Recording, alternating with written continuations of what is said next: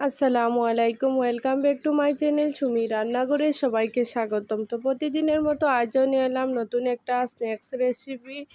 তো আজ করব আলু দিয়ে খুব সুন্দর একটা স্ন্যাক্স রেসিপি। তো ভিডিওটা পুরো দেখবেন অবশ্যই বন্ধুরা, স্কিপ না করে। তো চলুন বন্ধুরা আজকে রেসিপিটি শেয়ার করা যাক।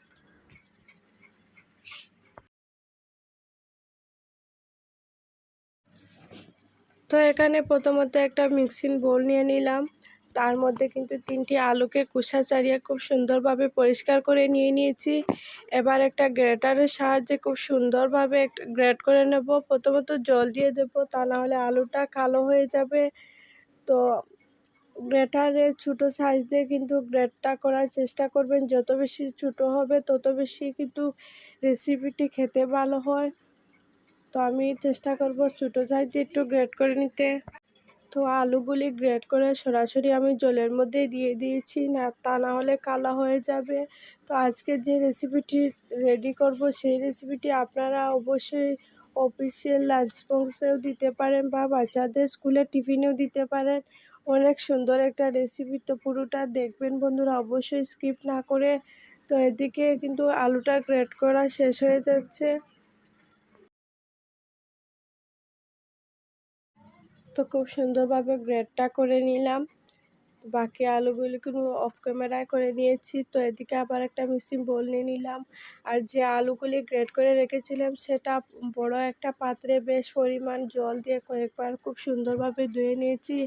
আর চেষ্টা করবেন বন্ধুরা, আলু থেকে যতটা পরিমাণে জল বের করা যায় চিপিয়ে ততটা বের করে নেবেন, তা না হলে আলুতে এমনিতেই জল বেরোবে। তো একটু জোরে করে নিয়ে নিয়েছি। খুব সুন্দরভাবে হাতের দ্বারা প্রেস করে করে কিন্তু আমি জলটা জড়িয়ে নিয়ে নিয়েছি। এবার সবগুলি আলু কিন্তু পাত্রের মধ্যে উঠিয়ে নেব। আর দেখুন এদিকে আলুটা উঠানো শেষ। এবার বড় সাইজের একটা পেঁয়াজকে হাতে এভাবে কষলিয়ে কিন্তু দিয়ে দিলাম। তো পেঁয়াজের সাইজটা একটু বড় বড় করে রেখেছি, আমি কুচি করিনি।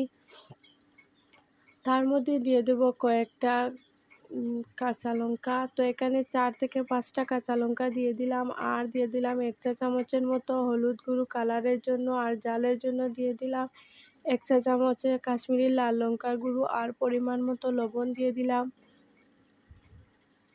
আর দিয়ে দিলাম কিছু গরম মশলার গুঁড়ো। আর এতে আরও কিছু মশলা অ্যাড করে দেব, সেটা হচ্ছে জিরে গুঁড়ো দিয়ে দেব। তো এখানে আধা চা চামচের মতো আমি জিরা গুঁড়ো অ্যাড করে দিলাম। 1 কাপের মতো আমি কর্নফ্লাওয়ার অ্যাড করে দেব। তারপর এতে অ্যাড করে দেব সামান্য একটু চিলি ফ্লেক্স।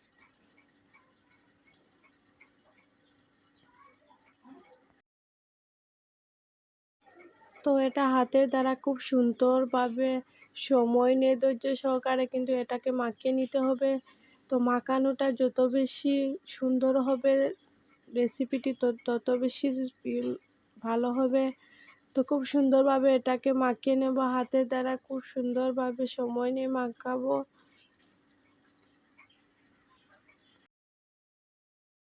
এদিকে আমার মাখানোটা শেষ। দেখুন কতটা বাটি ভর্তি ছিল, এবার কিন্তু এটা একদম সামান্য হয়ে গেল।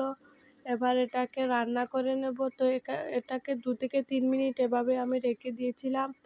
এবার একটা পাত্রের মধ্যে তেল দিয়ে দিলাম।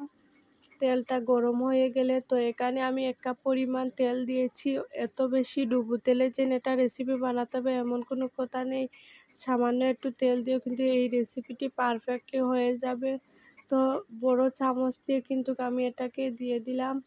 তো এই শেপটা আমি একটু গোলও নয় একটু লম্বাও নয়, মিডিয়াম সাইজ করে নিয়ে নেব। তো একে একে এভাবে করে ব্যাটারটা দিয়ে খুব সুন্দর একটা টিফিন করে নেব। তো যতটা সম্ভব আমি দেওয়ার চেষ্টা করব এখানে। তো এখানে 4টে পরিমাণে আমি দিয়ে দেব।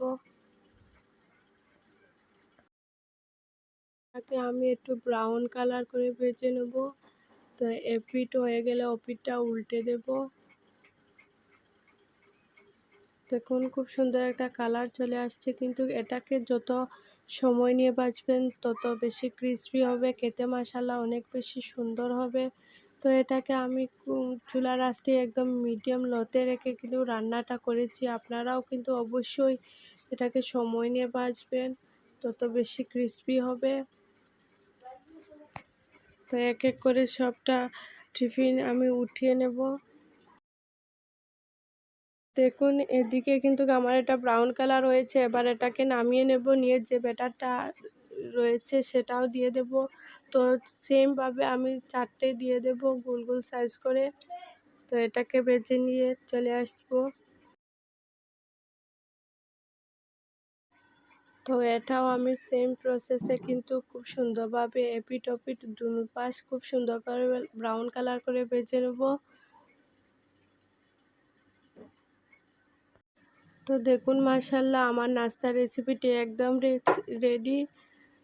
তো এটা ছোটো থেকে বড় সবাই কিন্তু খুব তৃপ্তি করে খাবে। অবশ্যই বন্ধুরা আপনার পরিবারের সবাইকে এটা বানিয়ে দিবেন, খেতে কিন্তু অসাধারণ হবে। তো একটা আমি ভেঙে দেখাচ্ছি, দেখুন ভিতরটা কতটা সফট হয়েছে। মাশাআল্লাহ দেখতে যেমন সুন্দর হয়েছে, খেতেও কিন্তু অসাধারণ ছিল। তো আলু দিয়ে এটা বানানো হয়েছে, একদম বুঝতেই পারবেন না।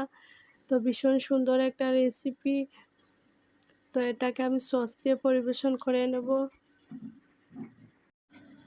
এটাকে আমি কাছ থেকে দেখিয়ে দিচ্ছি বন্ধুরা, দেখুন কতটা সুন্দর এবং লোভনীয় হয়েছে।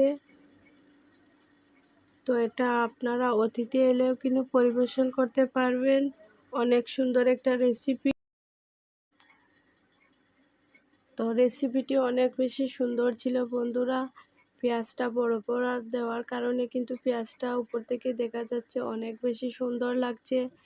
তো দেখুন কতটা ইয়াম্মি হয়েছে, আপনাদেরকে দেখিয়ে দিচ্ছি কতটা কুরকুরে মুরমুরে হয়েছে। শব্দ শুনলেই বুঝতে পারবেন অনেক বেশি ক্রিস্পি হয়েছিল। উপরটা ক্রিস্পি আর ভিতরটা নরম তুলতুলে। তো রেসিপিটি তোমাদের কাছে কেমন লেগেছে অবশ্যই বন্ধুরা কমেন্টে জানাবেন। আর নতুন বন্ধু হলে